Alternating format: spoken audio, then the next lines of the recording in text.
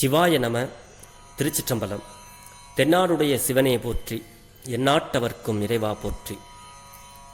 அருள் திரு நால்வர் பொற்றால் எம் உயிர் துணையே. பெரும்பற்ற புலியூரானை பேசாத நாளெல்லாம் பிறவாத நாளே என்ற அருள் சிந்தனையில் இப்பொழுது நாம் சிந்திக்க இருப்பது என்னன்னா, திருமுறைகள் உணர்த்தும் அறநெறிகள் அப்படிங்கிற ஒரு சின்ன தொகுப்பிலிருந்து உங்களோடு சிறியன் சிவபாலா பகிரப் போகிறேன். பெரும்பற்ற புலியூரானை பேசாத நாளெல்லாம் பிறவா நாளே என்ற அருள் சிந்தனையில் சிவபெருமானுடைய இந்த அருட்தமிழ் பாடல்கள், சிவபெருமானாருடைய புகழ்ச்சி பாடல்களில் நமக்கு திருமுறை பாடல்கள் என்ன அறநெறியை நமக்கெல்லாம் உணர்த்துகிறது அப்படிங்கிறத பற்றி ஒரு சிறிய சிந்தனை. நிறைய பேர் சொல்லுவாங்க, திருமுறையை படிக்கிறோம், வாழ்வியல் ஆதாரம் அதுக்கு என்ன இருக்குது, நம்ம இதை படித்தா எப்படி முன்னேறது, நமக்கு நாளைக்கு சாப்பாட்டுக்கு கொடுக்குமா அப்படின்லாம் நிறைய பேர் ரொம்ப கறக்கு முறக்கான கேள்வியெல்லாம் ரொம்ப கேட்டுட்டு இருப்பாங்க. எங்கிட்டே நிறைய பேர் கேட்டுருக்காங்க. தேவாரம் சொல்லி தர்றதா சொல்கிறாங்க, அங்கே போய் படித்தா அங்கே எப்படி என்ன வாழ்வியல் ஆதாரம் என்ன இருக்குது அப்படின்லாம் நிறைய விவாதங்கள்லாம் கூட என் கூட நிறைய பேர் பண்ணியிருக்காங்க. ஸோ இருந்தாலும் ஒரு மனிதன் எப்படி வாழ வேண்டும் அப்படிங்கிற அறநெறியை சொல்லித் தருவது நம்மளுடைய திருமுறை பாடல்கள். நிறைய அறநெறிகளை சொல்லுது. மனிதன் நெறியில்லாத வழியில் போனால் நெறிஞ்ச முள்ளு குத்தும். நெறியான வாழ்க்கையை வாழ்வதற்கு நம்ம முதல்ல என்ன செய்யணும், இந்த நெறியான வாழ்க்கை என்ன அப்படிங்கிறத நம்மளுடைய திருமுறைகள் பல இடங்களில் உணர்த்தி இருக்கிறது. அதில் ஒரு சிந்தனையை பற்றி தான் இன்றைக்கி நம்ம பேச போகிறோம்.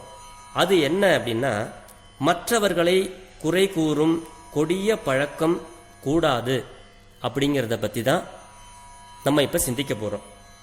இதை திருநாவுக்கரசு பெருமானார் தன்னுடைய 4வது தமிழ் வேதத்தில் சொல்றாரு, பேச்சோடு பேச்சுக்கெல்லாம் பிறர் தம்மை புறம் பேச கூச்சிலேன் ஆதலால் கொடுமையை விடுமாறு ஓரேன் அப்படிங்கிறார் 4வது தமிழ் வேதத்தில் திருநாவுக்கரசர். சரி, இதுக்கு பொருள் என்ன? பேச்சோடு பேச்சுக்கெல்லாம், பேச ஆரம்பித்தது முதல் முடியும் வரை புறம் பேசுதல் அப்படின்னா புறம் கூறுதல், அதுக்கு கோல் சொல்லுதல் அப்படின்னு அர்த்தம். கூச்சிலேன் அப்படின்னா கூசுதல் இல்லேன் அப்படிங்கிறாரு. புறம் கூறுதல் அப்படின்னா என்ன? முதல்ல ஒருவர் இல்லாத பொழுது அவரை பற்றி குறை கூறுவது, அதுக்கு பேர் தான் கோல் சொல்வது, அதுதான் புறம் கூறுதல் அல்லவா?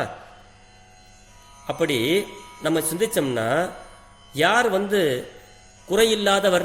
மனிதனாக பிறந்தவங்க அத்தனை பேருமே குறை ஏதாவது ஒரு இதில் இருக்கும். அப்போ குறையில்லாதவர் யார்? அவரை பற்றி நம்ம பேசுவோம் அப்படிங்கிறாரு திருநாவுக்கரசு பெருமானார். நிறைய அருளாளர்கள் சொல்லிக்கிட்டே வராங்க. சுந்தரமூர்த்தி சுவாமிகள் ஒரு இடத்துல சொல்கிறாங்க, இறைவர் ஒருவர் தான் குறையில்லாதவர் அப்படிங்கிறார்.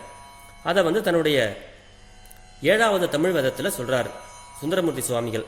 குறைவிலா நிறைவே குணக்குன்றே அப்படின்னு அந்த திருப்பதிகத்தில் சொல்றாரு. அடுத்து மாணிக்க வாசகர் சொல்றாரு, குறைவில்லா நிறைவே கோதிலா அமுதே அப்படிங்கிறாரு. குறையில்லாத நிறைவானவர் சிவபெருமான், குற்றங்கள் இல்லாத அமுதம் போன்றவர் சிவபெருமான் அப்படின்னு மாணிக்க வாசகர் சொல்றாரு. இப்படி ஆன்மாக்கள் நாம் யாவரும் குறை உடையவர்.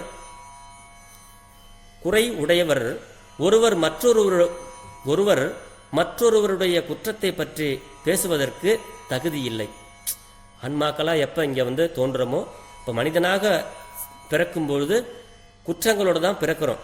நெல்லு கூட புல்லும் வளரும் கோரையும் வளரும். அந்த மாதிரி நாம் ஆன்மாக்களாக எப்போ தோன்றுறோமோ அப்பயே நம்ம கூட குறை இருக்கும். அப்போ ஏதோ ஒரு வகையில் குறை இருக்கு. அப்படி குறை உடைய ஒருவர் இன்னொருத்தரை பற்றி குறை கூறுறதுக்கு தகுதி இல்லை. புறம் கூறும் பொழுது இந்த புறம் கூறுபவருடைய புண்ணியம் குறையும். நம்ம ஒருத்தவங்களை இப்போ புறம் பேசுகிறோம் அப்படின்னா அவருக்கு உள்ள புண்ணியம் குறையும். அப்படி குறையறதோட மட்டும் இல்லை, அத்துடன் யாரை பற்றி அவதூறு பேசுகிறோமோ அவர் செய்த பாவம் அந்த புறம் கூறுறோம் பாருங்க, அவங்களுக்கு போய் சேரும். அதுதான் சொல்றாரு, யாரை பற்றி அவதூறு பேசுகிறோமோ அவர் செய்த பாவம் நம்மை அடையும் என்னும் உண்மையை மனம் எதில் இருத்த வேண்டும். நம்ம மனசுல முதல்ல வச்சுக்கணும். அதனால மற்றவங்களை பற்றி புறம் கூறுதல் கூடாது அப்படிங்கிறார். இதுக்கு திருமூலர் 3000 ஆண்டுகள் வாழ்ந்த திருமூலர் ஒரு வரி சொல்றாரு. அவர் வாக்கு இது. அவ்வியம் பேசி அரங்கட நில்லன் மின் அப்படிங்கிறாரு. இந்த அவ்வியம் பேசுதல்னா புறம் கூறுதல்னு அர்த்தம், அறம் கெடுதல்னா புண்ணியம் குறைதல்னு அர்த்தம். அப்ப நம்ம புறம் பேசுறதுனால நம்மளுடைய புண்ணியம் குறைஞ்சி போறதோட மட்டும் இல்லை, மற்றவங்க யாரை பத்தி பேசுறோமோ அவங்களுடைய பாவமும் நமக்கு வந்து சேரும் அப்படின்னு திருமூலர் சொல்றாரு. அப்படி புறம் கூறுதல் மிக கொடுமையான செயல் என்கிறார் திருநாவுக்கரசு பெருமானார் தன்னுடைய பாடல்ல. புறம் கூறுவது கொலைக்கு சமமானதாகும்ங்கிறாரு. பெற்றம் அமரும் பெருமானை அல்லால் பேசுவது மற்றோர் பேச்சிலோம் அப்படிங்கிறாரு திருஞான சம்பந்த பெருமானார். பேசினால் இறைவரை பற்றி பேசுவோம் என்று நல்வழியை காட்டுகிறார் திருஞான சம்பந்த சுவாமிகள். இப்ப திருமுறை நமக்கு என்ன வழியை காட்டுது? நல்வழியை படுத்துகிறது. அதுதான் இந்த திருமுறைகள் நமக்கு உணர்த்துது. புறம் கூறாமையை பத்தி நமக்கு பேசுது. திருவள்ளுவருடைய திருக்குறள்ல புறம் கூறி பொய்த்துயிர் வாழ்தலின் சாதல் அறம் கூறும் ஆக்கம் தரும் அப்படிங்கிறாரு. பிறரை பற்றி அவதூறுகள் பேசி திரிபவன் வாழ்வதை விட சாதலே மேல் என்கிறார் திருவள்ளுவர். அதனால அவனுடைய நல்வினை குறையாமல் அடுத்த பிறப்பிற்காவது உதவும் அப்படிங்கிறாரு. புறம் கூறுவதற்கு அடிப்படை காரணம் என்ன அப்படின்னா பொறாமை, அழுக்காறு.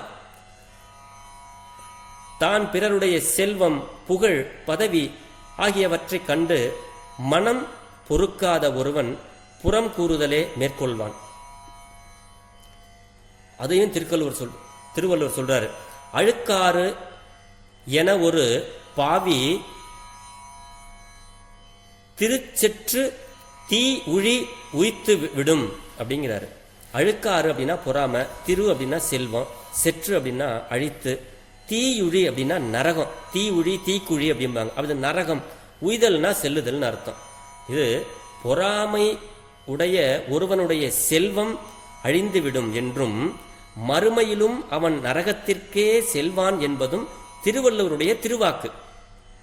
ஆக சைவ நெறிகளில் மிக முக்கியமானது பொறாமையால் பிறரை புறம் கூறாமல் இருத்தலே ஆகும் அப்படின்னு நமக்கு இந்த சைவ நெறியில உள்ள நமக்கு இந்த திருமுறைகள் நமக்கெல்லாம் புகட்டுகின்ற பாடம்.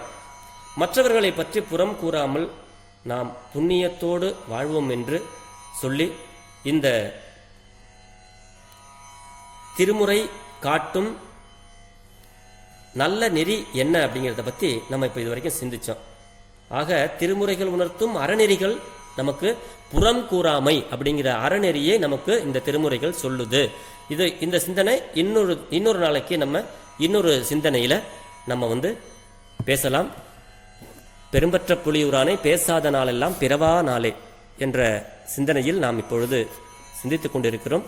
இதில் எந்த பிழை இருந்தாலும் பிழை பொறுக்கும் பெருமானின் அடியார்களாகிய நீங்கள் என் பிழையையும் பொறுத்தருள வேண்டும் என்று உங்களது பொன்னார் திருவடிகளை வேண்டிக் கொண்டு விடைபெறுகிறேன். சிவா. திருச்சிற்றம்பலம்.